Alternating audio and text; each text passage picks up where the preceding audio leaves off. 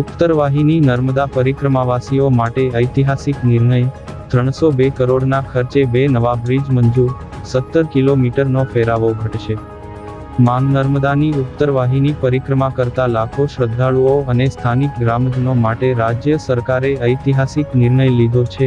ભરૂચ જિલ્લા ભાજપ પ્રમુખ અને ઉત્તરવાહિની પરિક્રમા સેવા સમિતિના આયોજક પ્રકાશ મોદી દ્વારા વર્ષ 2023-2025 દરમિયાન વડાપ્રધાન અને મુખ્યમંત્રીને કરવામાં આવેલી રજૂઆતો રંગ લાવી છે। મુખ્યમંત્રી ભૂપેન્દ્ર પટેલે નર્મદા જિલ્લામાં 2 નવા મોટા પુલના નિર્માણ માટે કુલ 302.40 કરોડના કામોની મહત્વપૂર્ણ મંજૂરી આપી છે।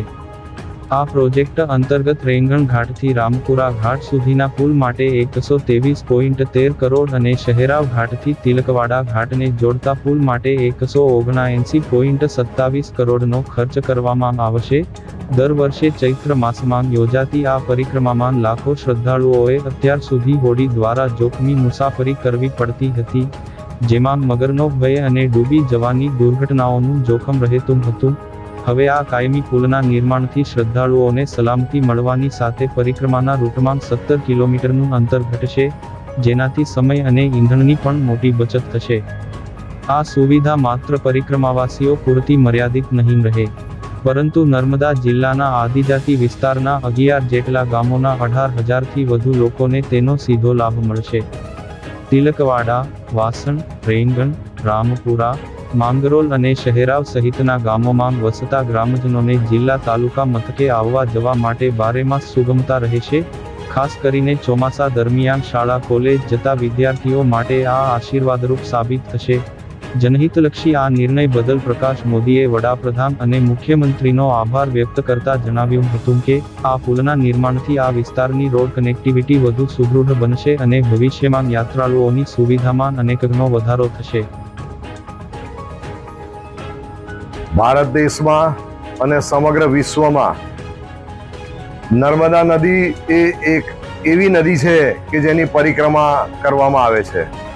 આમ તો બારેમાસ એની પરિક્રમા કરવા માટે સમગ્ર દેશભરમાંથી અને વિશ્વભરમાંથી લોકો આવતા હોય છે, પરંતુ ચૈત્ર મહિનો એમાં માં નર્મદાની ઉત્તરવાહિની પરિક્રમા જે કરવામાં આવે છે અને એમાં સમગ્ર ગુજરાત, મહારાષ્ટ્ર, મધ્યપ્રદેશ અને દેશભરના લોકો આ માં નર્મદાની પરિક્રમા કરે છે।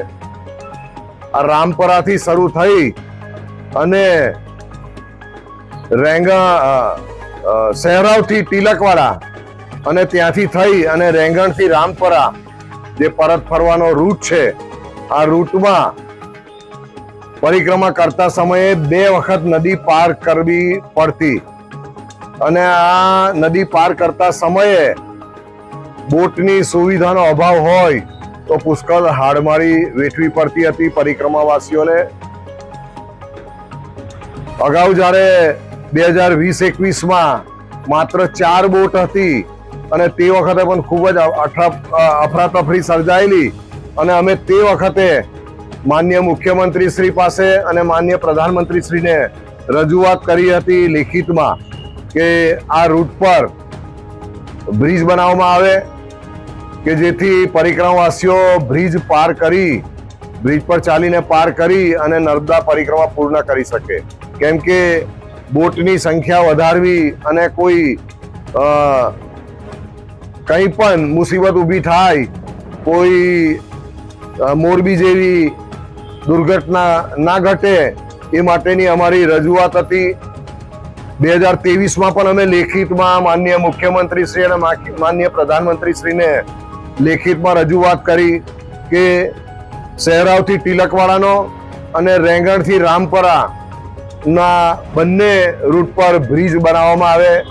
2025માં પણ અમે ફરી રજૂઆત કરી અને અમારી આ રજૂઆતને ધ્યાને લઈ માનનીય મુખ્યમંત્રી શ્રીએ 2 નવા બ્રિજનું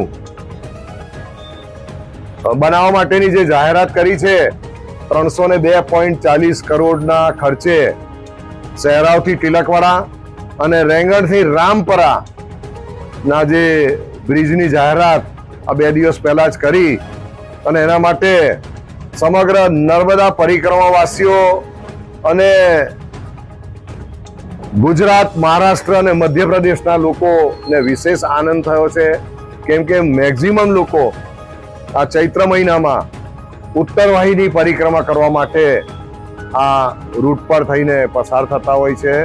એટલે સરકારશ્રીને મારા પુનઃ ખૂબ ખૂબ અભિનંદન, ખૂબ ખૂબ આભાર અને સમગ્ર નર્મદા પરિક્રમાવાસીઓને પણ આ તબક્કે હું ખૂબ ખૂબ અભિનંદન આપું છું.